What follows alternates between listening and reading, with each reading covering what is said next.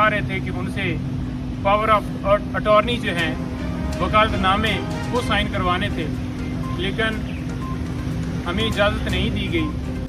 دوران قید سابق وزیر اعظم اور چیئرمین پاکستان تحریک انصاف عمران خان کی زندگی کو لاحق خطرات کے تدارک، جیل سے ان کی فوری رہائی کا معاملہ۔ وائس چیئرمین شاہ محمود قریشی کی زیر صدارت پاکستان تحریک انصاف کی کور کمیٹی کا اجلاس، جس میں چیئرمین عمران خان کی فوری رہائی کا مطالبہ کیا گیا اور ساتھ میں فاشسٹ حکومت کی فسطائیت کی مذمت اور عوام کو پرامن احتجاج جاری رکھنے کی ہدایت کی گئی۔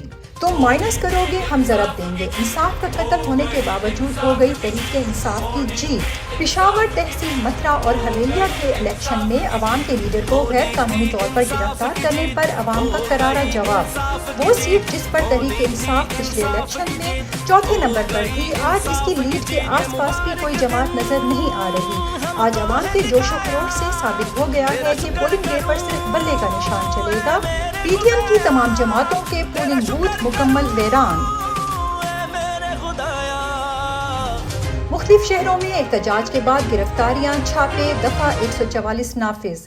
فاشسٹ نظام اپنی فسطائیت کو دن بدن بڑھاتا جا رہا ہے۔ کل چیئرمین تحریک انصاف عمران خان کے اغوا کے بعد مختلف شہروں میں عوام احتجاج کے لیے نکلے، جس سے خوفزدہ ہو کر کٹ پتلی غیر آئینی نگران حکومتوں نے پولیس کا کریک ڈاؤن کروایا اور اٹک سمیت مختلف شہروں میں دفعہ 144 نافذ کر دی تاکہ عوام باہر نہ نکل سکے۔ قوم کے لیڈر کو غیر آئینی سزا سنا کر جج خود فرار۔ جج ہمایوں دلاور کو اسپیڈ شہباز پر ٹرائل کرنے کا انعام مل گیا۔ عمران خان کو سزا سناتے ہی راتوں رات برطانیہ ٹریننگ کے لیے خاندان سمیت نکل گئے۔ سپریم کورٹ میں کوئٹہ وکیل قتل کیس سماعت کا نوٹس۔ سپریم کورٹ نے وکیل قتل کیس کی سماعت 9 اگست کو مقرر کر دی اور طلبی کے لیے چیئرمین تحریک انصاف کو بھی نوٹس جاری کر دیا گیا۔ نواب شاہ کے قریب ہزارہ ایکسپریس ٹرین کو حادثہ۔ نااہل حکومت کے آخری دنوں میں بھی ان کی نااہل گورننس کھل کر سامنے آنے لگی ہے۔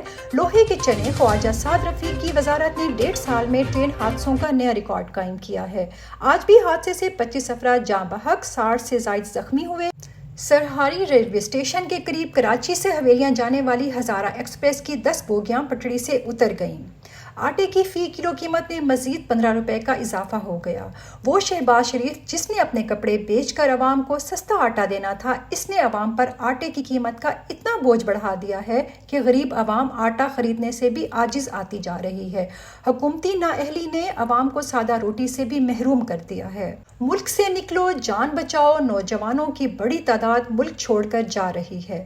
1.5 سال میں حکومتی نااہلی اور فسطائیت نے ملک کے قابل نوجوانوں کو مجبور کر دیا ہے کہ وہ ملک سے باہر جا کر روزگار اور تعلیم حاصل کریں۔ ریکارڈ تعداد میں عوام مختلف ممالک کے ویزا لگوانے کے لیے دفاتر کے چکر لگا رہی ہے۔